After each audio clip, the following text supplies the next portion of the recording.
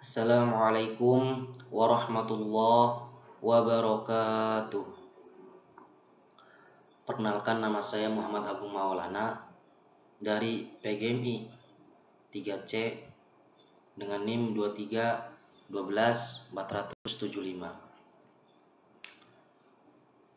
Saya di sini akan membahas tentang asesmen dan evaluasi dalam kurikulum Merdeka. Mari kita sama-sama bahas bareng. Evaluasi kurikulum Merdeka bertujuan untuk menilai relevansi dan efektivitas kurikulum dalam mencapai tujuan pendidikan. Proses ini melibatkan pengumpulan data dari berbagai sumber, seperti umpan balik guru, siswa, dan orang tua, serta hasil belajar siswa. Evaluasi ini juga mencakup analisis karakter siswa dengan mengevaluasi kurikulum secara berkala.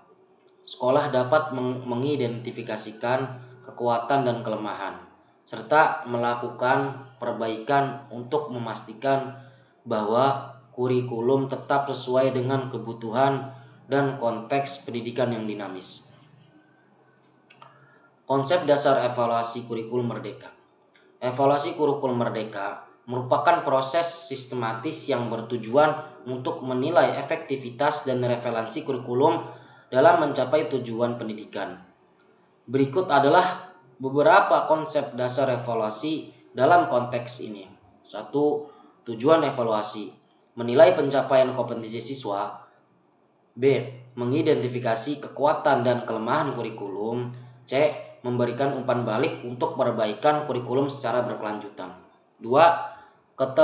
Keterlibatan stakeholder. 1. Melibatkan guru, siswa, orang tua, dan masyarakat dalam proses evaluasi untuk mendapatkan perspektif yang beragam dan komprehensif. 3. Pendekatan holistik.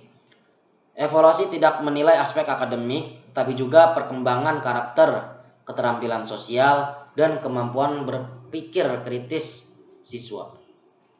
4. Pengumpulan data.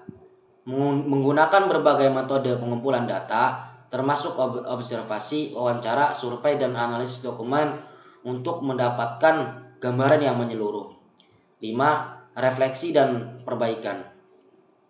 Hasil evaluasi digunakan untuk merefleksikan praktek pembelajaran dan kurikulum, serta untuk merancang perbaikan yang diperlukan agar kurikulum tetap relevan dan efektivitas. 6. Adaptasi konteks lokal. Evaluasi mempertimbangkan konteks budaya, sosial, dan ekonomi setempat untuk memastikan kurikulum sesuai dengan kebutuhan dan karakteristik siswa. 2. Tujuan evaluasi kurikulum Merdeka. 1. Menilai pencapaian kompetensi, yaitu mengukur sejauh mana siswa mencapai kompetensi yang ditetapkan dalam kurikulum. 2. Identifikasi kekuatan dan kelemahan, menganalisis aspek-aspek yang berhasil dan yang perlu diperbaiki dalam implementasi kurikulum. 3. Umpan balik untuk perbaikan, yaitu memberikan masukan kepada pengembang kurikulum dan guru untuk meningkatkan praktik pembelajaran. 4. Relevansi terhadap kebutuhan siswa, memastikan kurikulum sesuai dengan kebutuhan dan konteks sosial budaya siswa. 5. Pengembangan karakter, yaitu menilai aspek non-akademik seperti pengembangan karakter, keterampilan sosial, dan kreativitas. 6. Partisipasi stakeholder, mendorong keterlibatan guru, siswa, orang tua, dan masyarakat dalam proses evaluasi untuk mendapatkan perspektif yang lebih luas. 7. Adaptasi dan inovasi, yaitu mengidentifikasi area untuk inovasi dan penyesuaian kurikulum agar tetap relevan dengan perkembangan zaman. 3. Prinsip evaluasi kurikulum Merdeka. 1. Holistik. Evaluasi mencakup semua aspek perkembangan siswa termasuk akademik, sosial, emosional, dan karakter. 2. Partisipatif. melibatkan berbagai stakeholder seperti guru, siswa, orang tua, dan masyarakat dalam proses evaluasi untuk mendapatkan perspektif yang komprehensif. 3. Berbasis data, menggunakan metode pengumpulan data yang beragam dan objektif seperti observasi, wawancara, dan analisis hasil belajar. 4. Reflektif, mendorong refleksi terhadap praktik pembelajaran dan kurikulum untuk mengidentifikasi area perbaikan dan pengembangan. 5. Relevansi kontekstual, menyesuaikan evaluasi dengan konteks lokal, budaya, dan kebutuhan siswa agar hasilnya lebih aplikatif dan bermakna. 6. Berorientasi pada perbaikan, yaitu fokus pada penggunaan hasil dan evaluasi untuk perbaikan berkelanjutan dalam praktik pembelajaran dan desain kurikulum.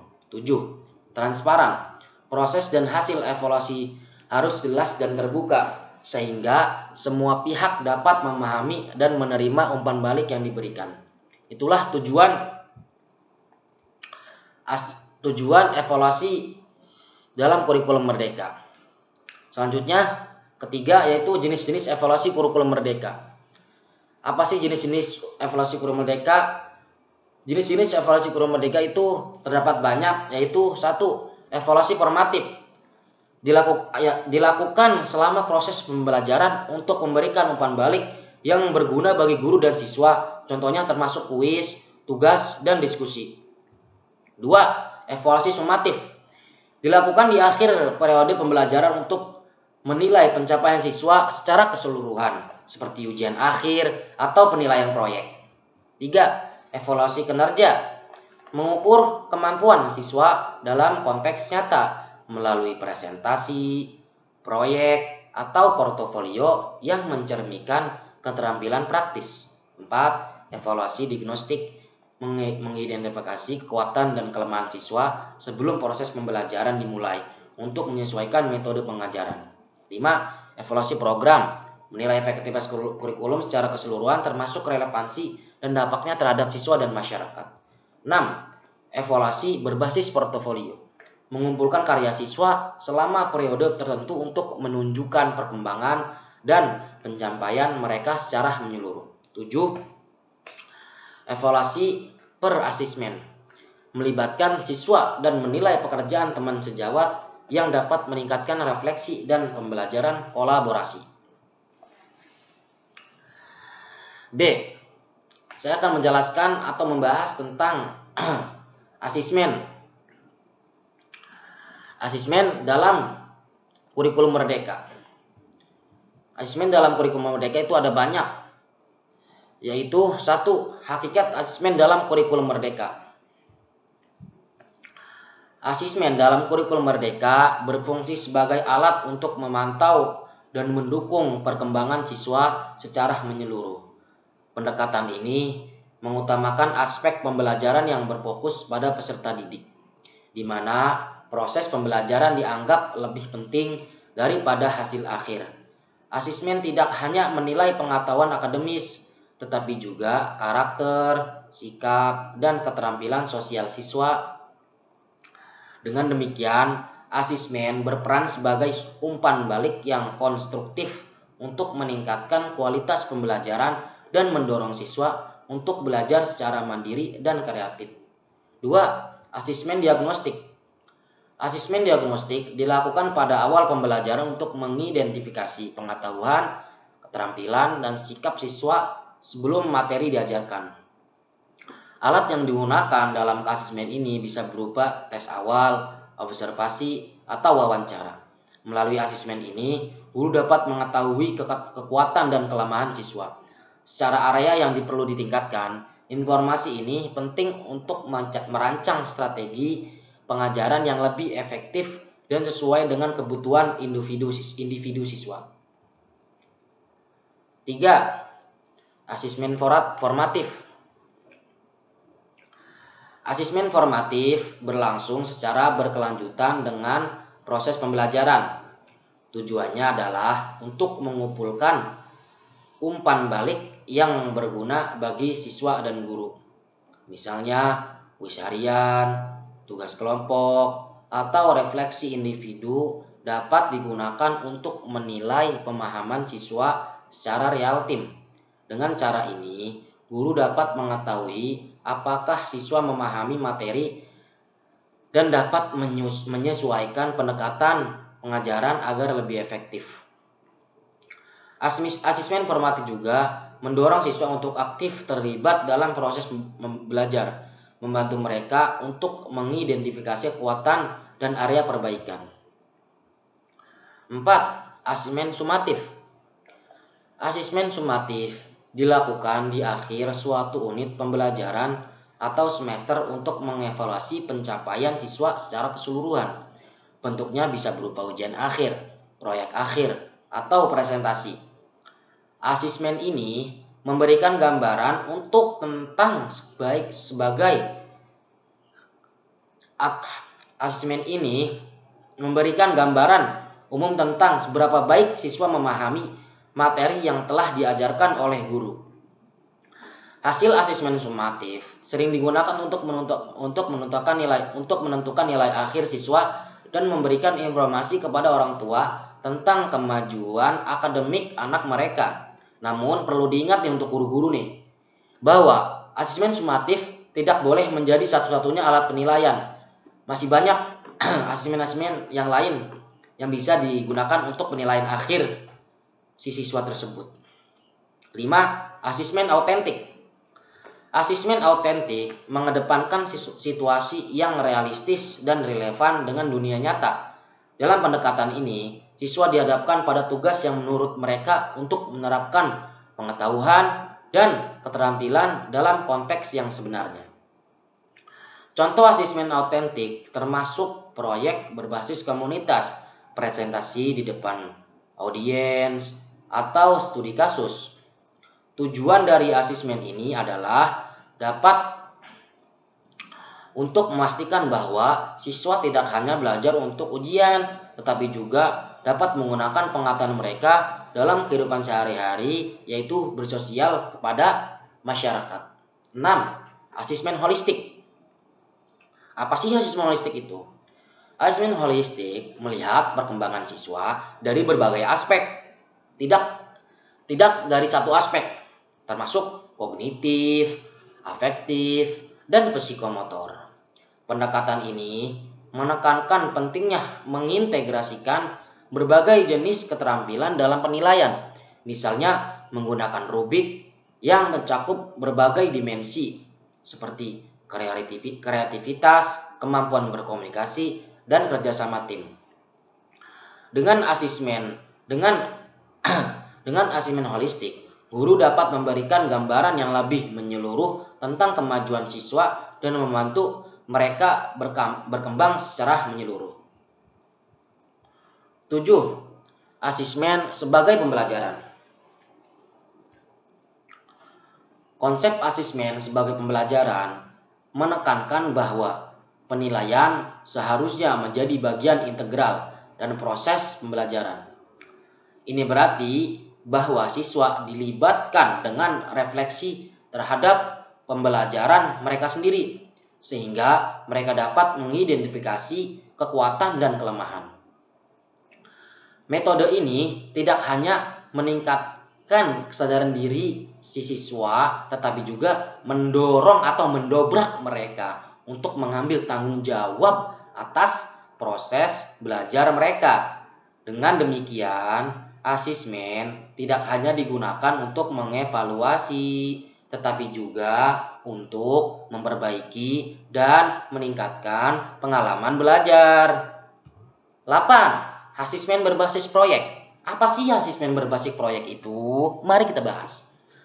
Asesmen berbasis proyek mengajak siswa untuk terlibat dalam tugas yang kompleks, seringkali dalam bentuk kerja kelompok. Dalam pendekatan ini, siswa harus merencanakan, melaksanakan, dan mempresentasikan proyek yang relevan dengan kurikulum dan yang mereka buat itu. Hasil proyek dinilai berdasarkan kriteria yang telah ditentukan oleh guru, yang mencakup kolaborasi, kreativitas, dan kemampuan memecahkan masalah. Pendekatan ini tidak hanya meningkatkan keterampilan akademis siswa saja, tetapi juga keterampilan sosial dan kerjasama tim. 9. Asesmen berbasis portofolio. Apa sih asesmen berbasis portofolio itu?